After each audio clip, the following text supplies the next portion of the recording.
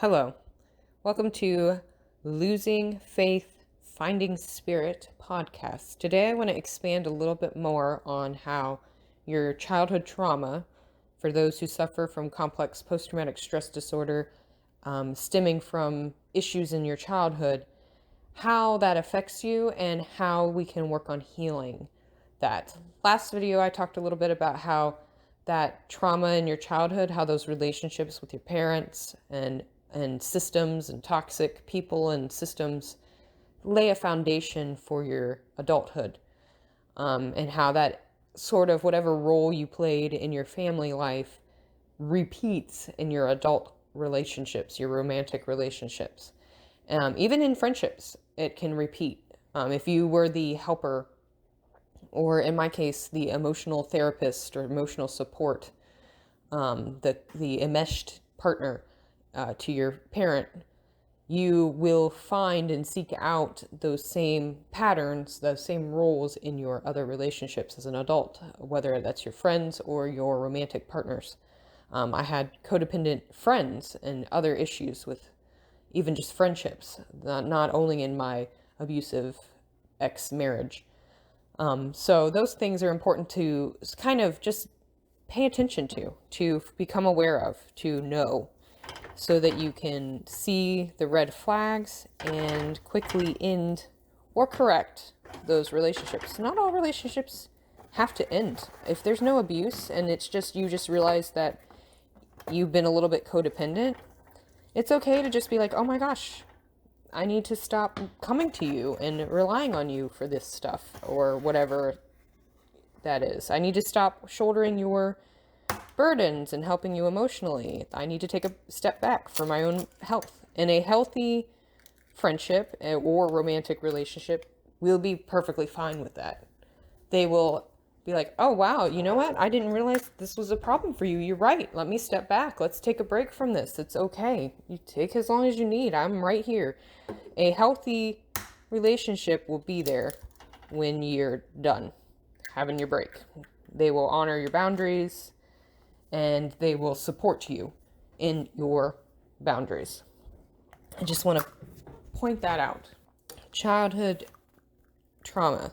How does that affect your future, and what can you do to work through that? What are some things that you can do? First, how it affects your future. So when you're a child, especially in the very early ages, between birth and 3 to 5, your brain is developing very rapidly, especially before 3. In those very early days of your life, any trauma, any kind of stress and stuff really does affect the development of the neural pathways within your brain. It affects how you're going to see the world as you grow. And as you get older, your brain is always changing until about the age of 25. 25 is when you finally have developed a mature brain, and there's a connection between what some psychologists like to call the lizard brain and the emotionally brain. The part of your brain that helps you regulate emotions isn't fully developed until around the age of 25. That is significant. Think of your life if you were beyond 25, like me. I'm almost 40. Think of your life back between 25 and backwards. Think of all the chaos that you might have felt, all the emotional ups and downs, and how the relationships were so significant. Little things were so significant. So what this means is that the traumatic experiences that you have between birth and 25 significantly impact your physical brain's development and how you can regulate your emotions as an adult. Those very early things significantly impact how you're handling things, how your outlook on life and love. Last time I talked about how that's your parents and the way that they show love affects how you interpret love as an adult. And that's the same for anything else, any kind of trauma. And trauma looks different for everyone. I'm going to tell you that too. What an experience that might have been traumatic for me, somebody else might not have felt it was that traumatic. One specific thing is one of the biggest traumatic experiences that I experienced at a very early age. I was less than 4 or around 4, probably not even quite 4 years old. And my father and grandfather, who were both alcoholics, were being alcoholics outside, and just, I don't even know how it happened, but out of nowhere, I was hogtied. My hands and my ankles were tied together, my wrists and ankles. And if I wanted to move, I had to hop around. And they were laughing at me and joking about how, oh, look, the little bunny, oh, ha, ha, ha. And they were both laughing at me.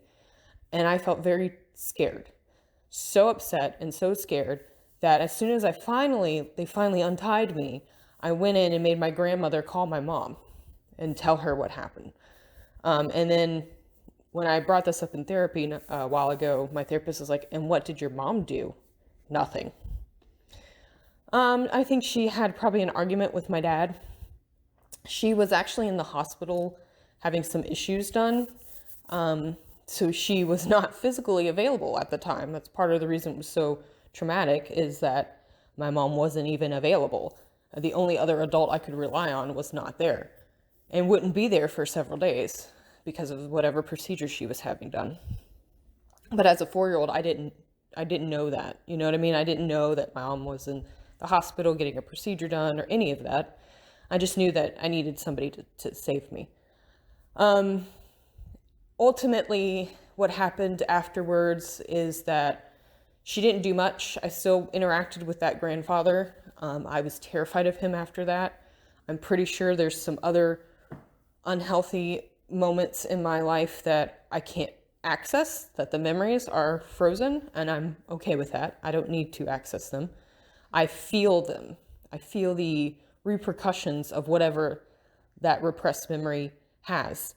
But that incident that I do recall very vividly made me feel terrified of grown adults, for especially men. I could not be alone with a man without having like really adverse emotional side effects. I'm being scared. Even a man that I trusted, like men that I like, people from church, teachers that I knew, it was just instant discomfort all in my body anytime I was alone with him.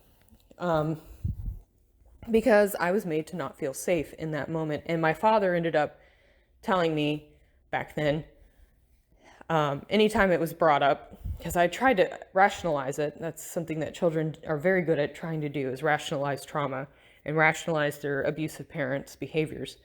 My dad would say, but you liked it. I don't know why you had to go tattle to your mom. You liked it. You liked getting tied up and hopping around like a rabbit. No, you are so far out of your mind or out of your touch with my emotions and my emotional state that you had no idea that I was actually terrified. So that for me, like maybe somebody else had would have an experience like that and it would have played out differently. But for me, it was very traumatic because the core of trauma in childhood specifically stems from not feeling safe and secure, not feeling seen or heard. Any instance where a child doesn't feel safe with their family of origin or some other place, that is a root for trauma. It's a root for trauma. Anytime you don't feel seen or heard or understood, that can be a root for trauma. So like neglect can cause trauma. And we now know that children internalize that and it becomes something that affects us later on as an adult. It's the reason a lot of parents and, a lot of psychologists and pediatricians are against corporal punishment, spanking as part of a punishment. Actually, some go so far as to say that, punishment in and of itself is ineffective. Because all you're teaching a kid is that when they do something, you're going to be mad at them. And violence begets violence. I mean, a lot of us say, hey, I was spanked as a kid and I'm okay. Are you though? Are you really? Are you really okay? But the truth is that all of that, and this is for you parents out there who have struggled, maybe you're a parent and you have childhood trauma and you're not sure what you're doing and if you're messing your kids up the way your parents messed you up. If you have a strong relationship and a strong bond with your child, a few mess ups here and there is not going to cause problems. You can heal those things. Because again, remember, the brain is still developing until about 25. So any instance where you have an issue, like if you have in my case, if you have a trigger and you lash out by yelling or screaming, or if you go to the corporal punishment, I've not done that as a mother myself. But if you did that, and maybe, or if you were a child who got spanked, but you feel like your parents, you still have a healthy relationship with your parents, it's probably because your parents worked very hard to keep a strong bond with you. And that healed any of that, any hope of that being traumatic for you.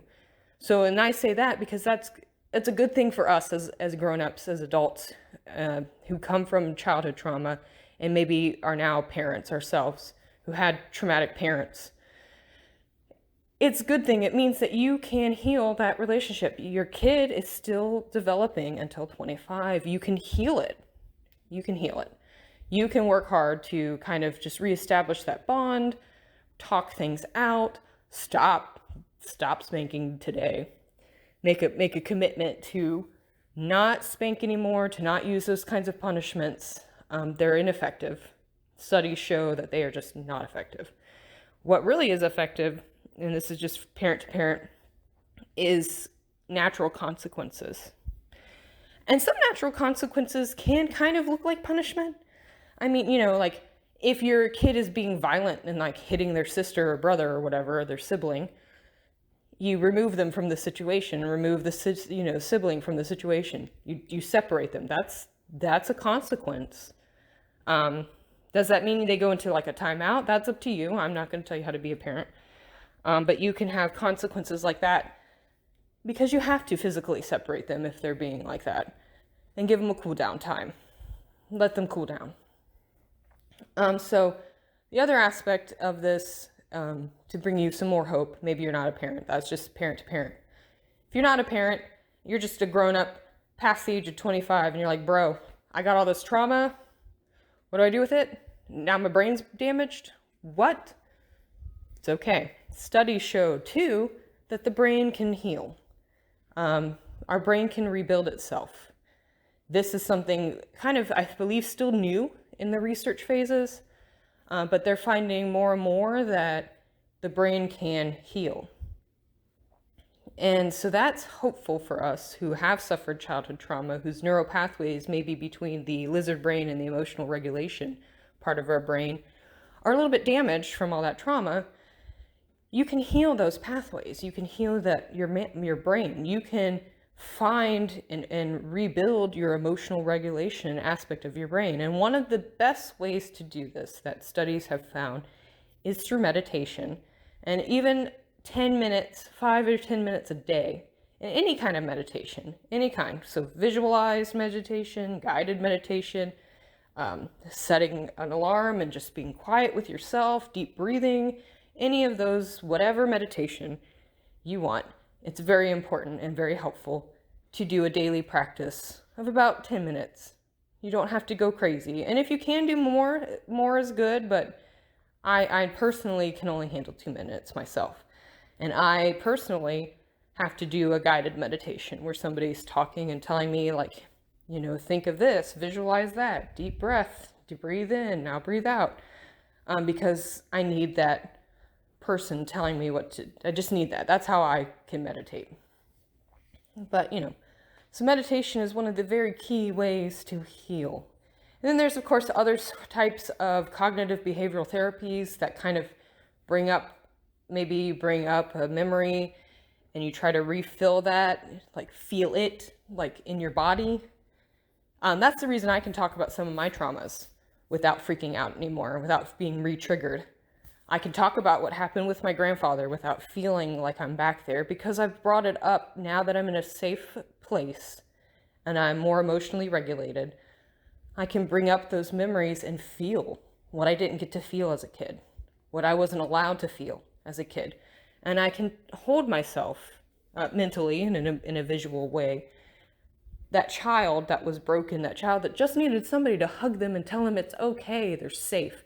And I can tell them that they are safe because look, I'm an adult now. I grew up. That was traumatic. It had repercussions. There was some sexual assault in my background. Sadly, that's only kind of cemented that fear of older men, of men. Anyways, but I can think of those, and now that I'm in a better place and a safe place, I can feel that. And the more I do that and allow those feelings to exist, acknowledge what they are, and say, this is fear. This is a fear response. I don't need to be afraid anymore. I'm an adult. My grandfather's dead. He cannot hurt me. He cannot hurt my child. I can control the situation now. I can control when to leave my parents' house.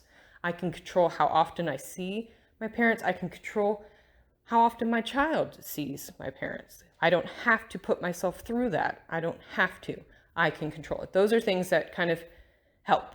That's another way that you can get it back. Victims of trauma, complex trauma, can get back a sense of safety, is to have more control. And not everything can be controlled. So much of the world, so much of life is outside of our hands, unfortunately.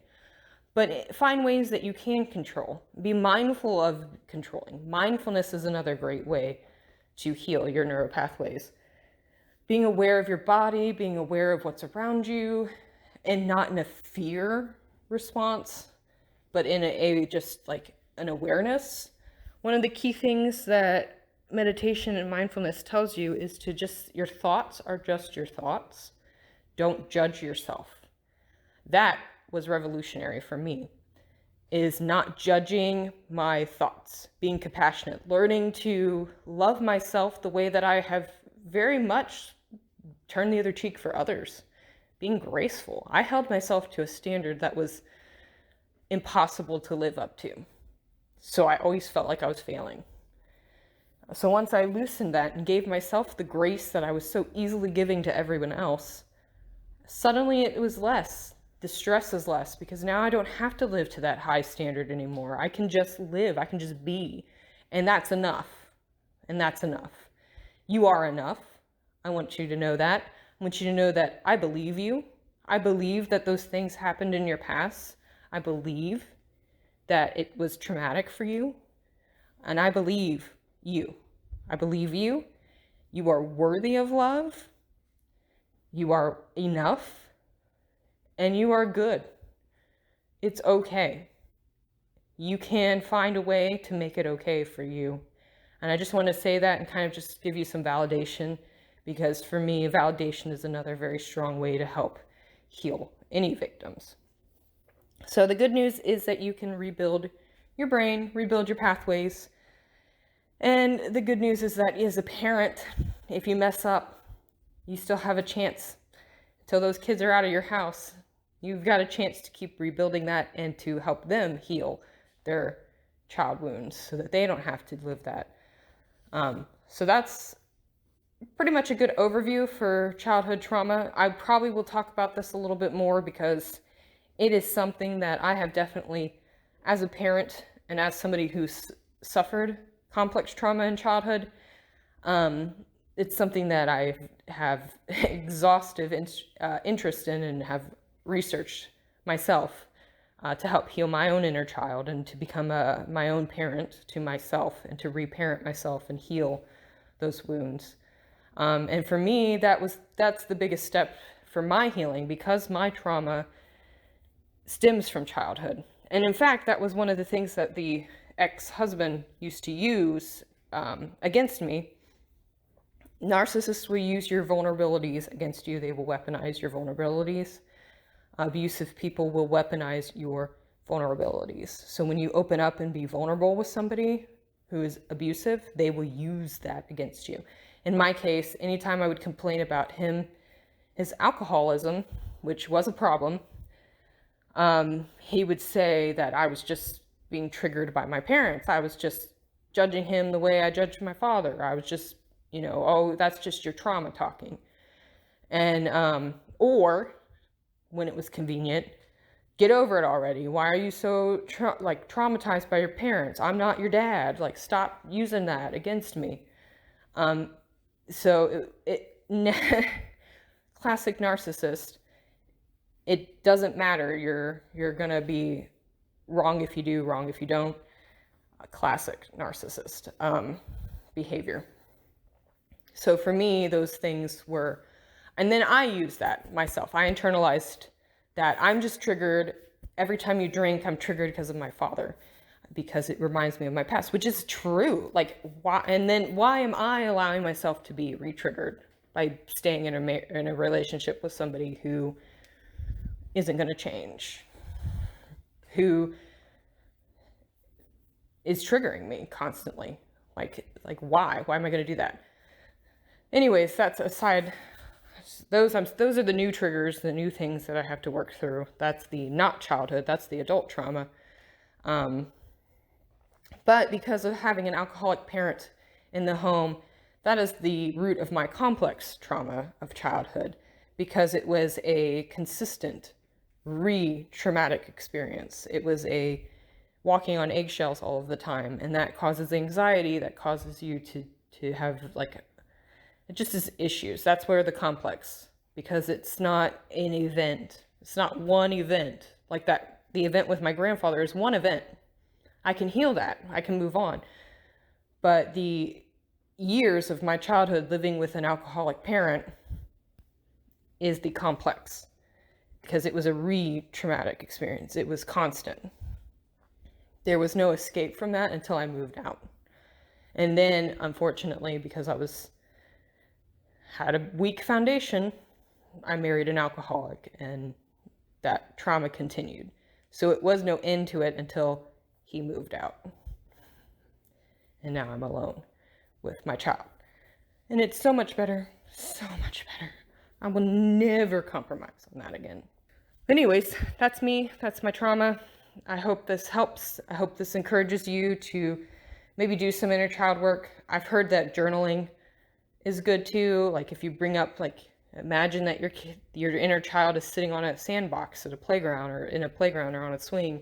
You come up and you give them a hug and you talk to them. You tell them something. Kind of, what does your child say back to you? What's the memory that you work through? You can journal that too. That's helpful. So there's lots of different ways. Even just researching, just knowing that healing an inner child wound or reparenting yourself. Research, Google some of those things and see what you come up with, and find something that works for you, because we're all different. All of our paths are different. All of our journeys are different. All of our traumas are different. What works for me might not work for you, and vice versa. So I hope you do well on your journey of healing, and know that you are not alone. Know that you are valuable. Know that you are loved, that you can love yourself, and you are enough. Thank you again. Bye-bye.